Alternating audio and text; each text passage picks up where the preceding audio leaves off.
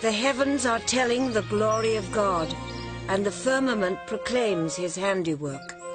Psalms 19:1.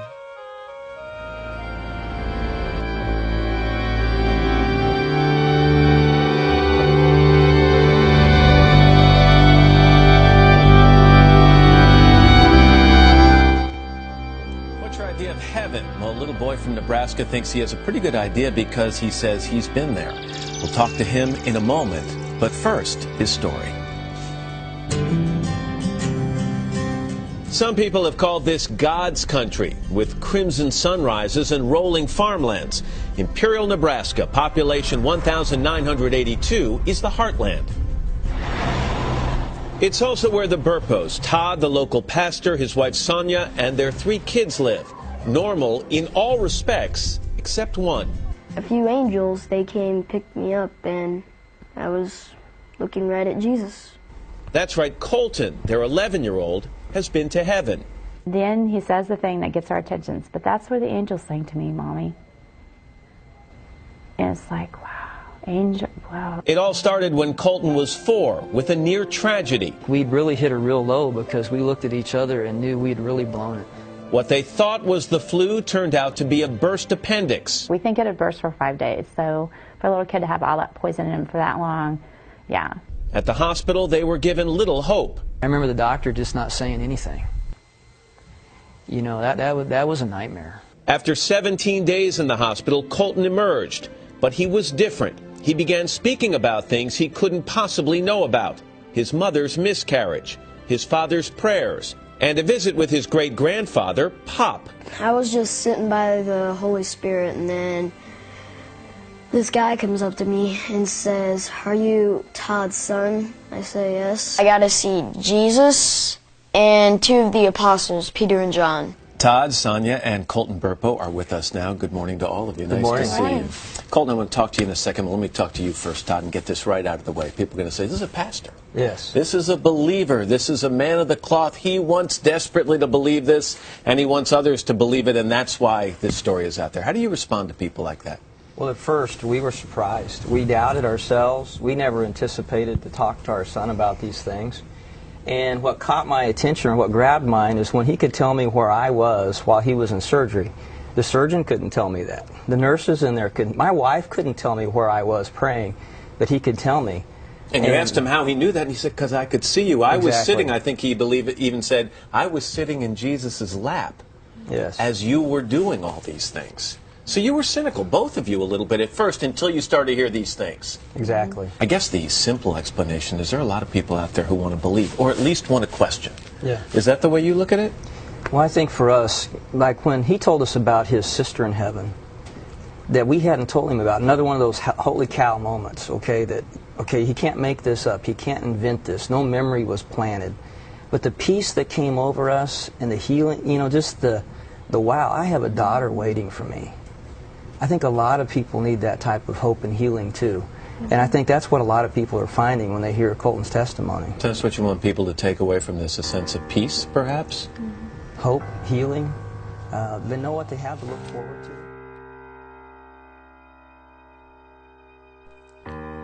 In my Father's house are many mansions. If it were not so, I would have told you. I go to prepare a place for you. John 14:2. Eben Alexander almost died 4 years ago when an infection attacked his brain. Did you go to heaven? Yes. 4 years ago, Alexander nearly died from a massive brain infection that plunged him into a coma and shut down nearly his entire mind. He was barely alive in this world, but he says he journeyed elsewhere. I was rescued by this beautiful spinning white light that had a melody, indescribably beautiful melody, that opened up into a bright valley. Very verdant valley, blossoming flowers. And he says God was there as a vast presence of infinite love. He met a young woman, he says, his guide, as they soared on a butterfly wing, and she gave him a message from heaven. You are loved. You are cherished. There's nothing you have to fear. There's nothing you can do wrong. A lot of people are going to say, Doctor, it was a hallucination. I know this was not a hallucination, not a dream, not what we call a confabulation. I know that it really occurred, and I know it occurred outside of my brain. As a neurosurgeon and a skeptic about God before his coma, Alexander says there is no scientific explanation for what he experienced, given how sick his brain was, how near death.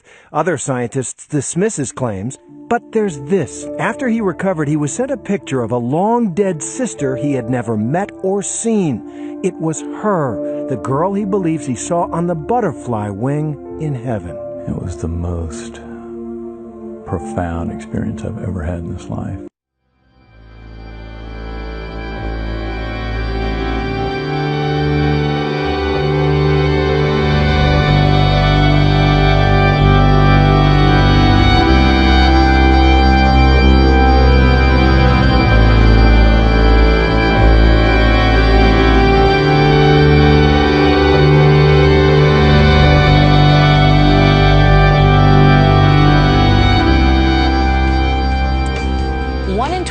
People have had a near-death experience, according to the research from our next guest. So when someone escapes death and tells their story, they may hold remarkable clues that can possibly teach us about a life to come. John, good to see you. Thanks for having me. So near-death experiences, you believe in them now. You've studied over 1,000 cases of them. Yes. You didn't used to be a religious man, but then became one. Explain that to us. Well, when my dad was dying of cancer, someone gave him the first book on near-death experiences, Life After Life, and I picked it up one night and I read it cover to cover, and after reading it I thought, oh my gosh, like, if this is true, this is the most important thing I could possibly find out about. What were the commonalities you heard in the stories? Yeah, in Imagine Heaven I write about 12 commonalities, like we're ourselves. We have a body, but they talk about how we don't just have 5 senses. It's like we have 50 senses. Do we look the way we looked when we died, or do we look the way we looked at our favorite age? How do we look? Well, that's an interesting question, because people say a little bit different things, and I have my own theory I come up with in the book. But people basically say we're in our prime, and you recognize each other, and they see beauty, not unlike Earth, mountains and trees and, you know, gorgeous flowers, but they experience it in other dimensions of time and space. Is there a peace?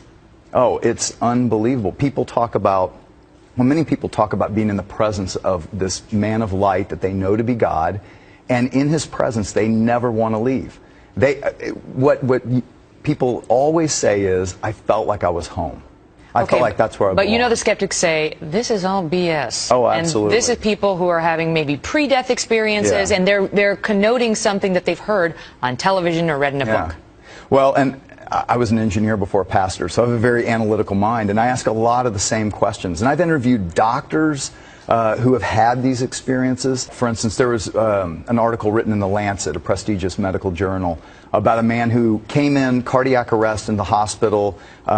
His dentures were taken out. He was unconscious. They did CPR. He was unconscious for a whole week, moved to another room. When he comes to, he tells them where his dentures were, that they were put in this crash cart in this other room. He couldn't have possibly seen that, except he said he left his body. He witnessed what had happened.